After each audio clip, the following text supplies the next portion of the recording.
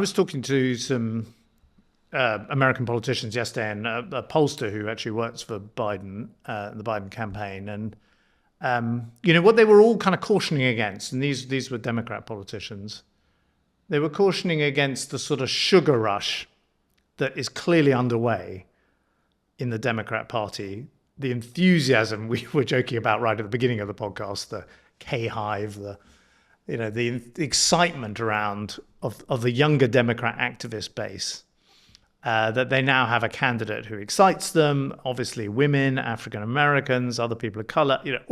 There's a whole set of the part of the nation that's energized. But this Democrat pollster was just reminding me that you've still got to go to the former steel towns of Pennsylvania and Michigan and Wisconsin, and that is where this contest is for. She might open up some new states that previously people had thought definitely Trump was now going to win, like Nevada and Arizona.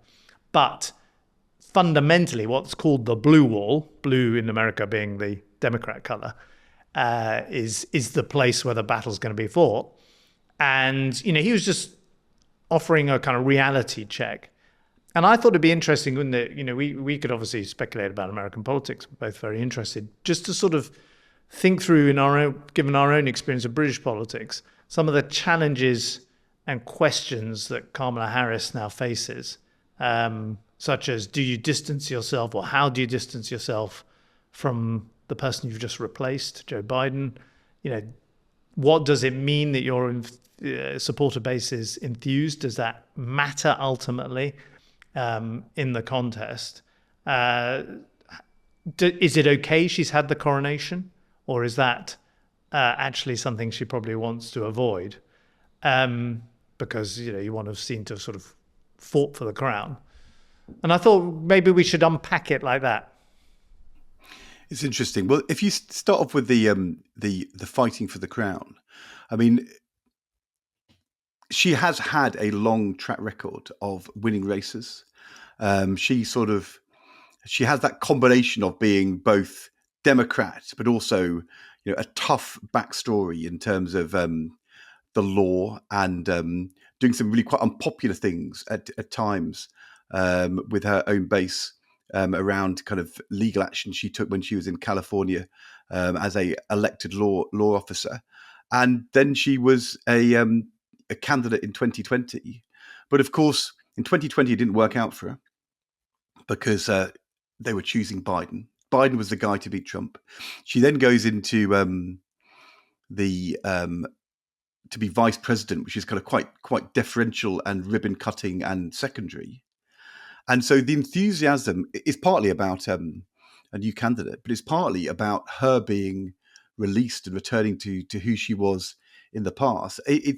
Has the Democrat Party simply come around because they think they're going to lose, or that she's a safe option?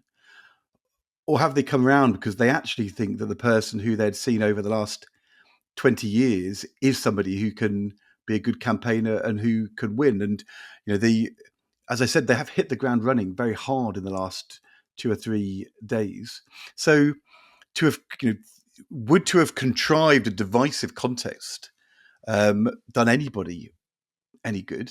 Isn't the positivity about her at the moment not just that she's not an 80-year-old man and enthuses young people, but that all those decades of experience are now being put to work, and that is what's working to her advantage?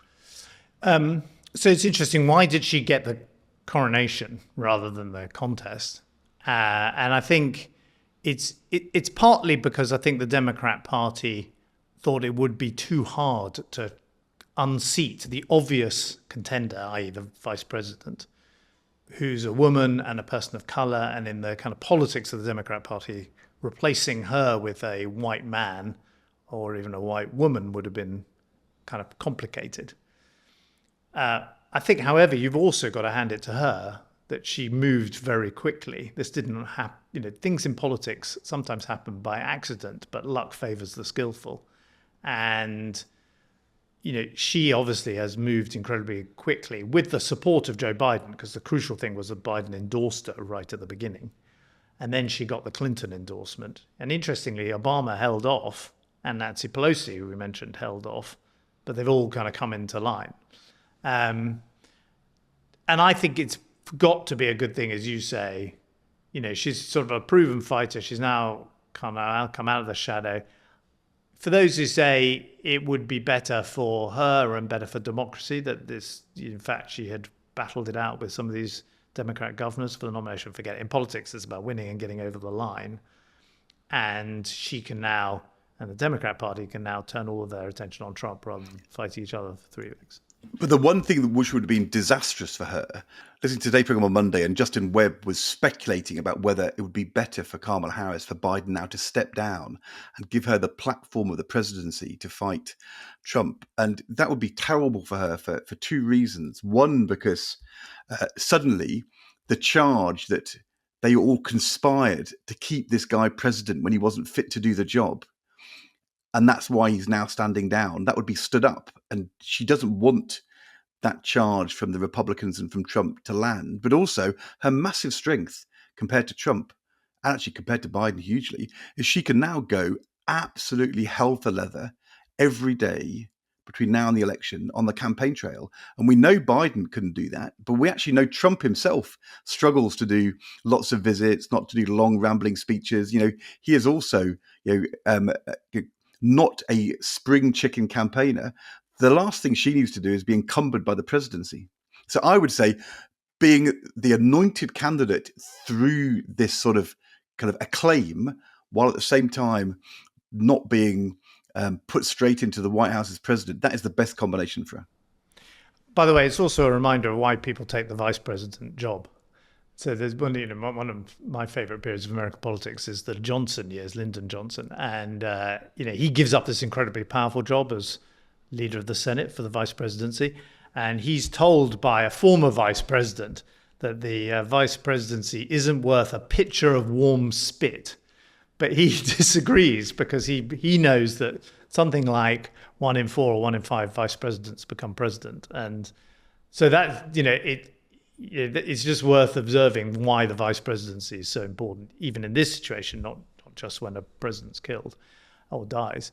Which makes her decision now about which vice president candidate she chooses really, really important. And, the thing I remember going to Mar-a-Lago back in 2017 is at Mar-a-Lago, 1,000 Trumpian Republicans, the word Californian was a word which was kind of dripped with abuse and hate.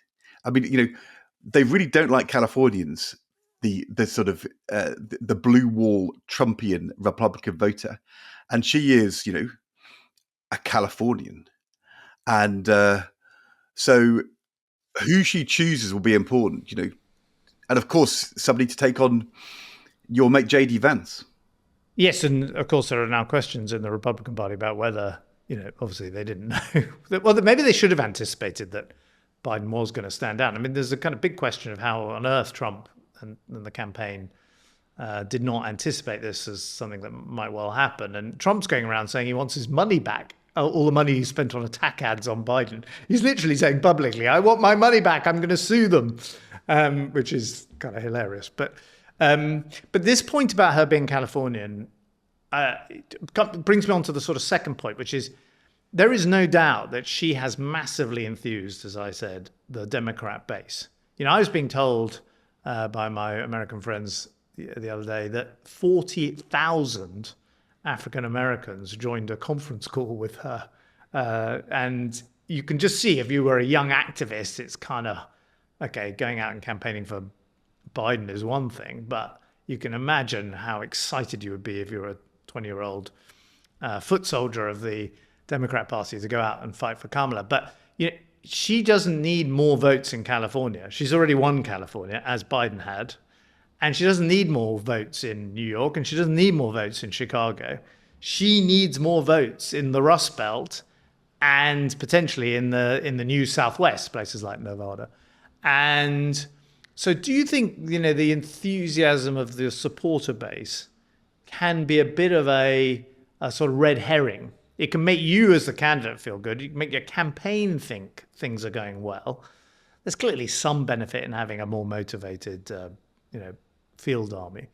But, I was thinking of kind of Corbynistas and Glastonbury and a kind of, there was a part of the Labour left, not the part you're not the part that you're, not the part that, includes you, but the kind of, that sort of Corbynista left, that kind of rainbow coalition left.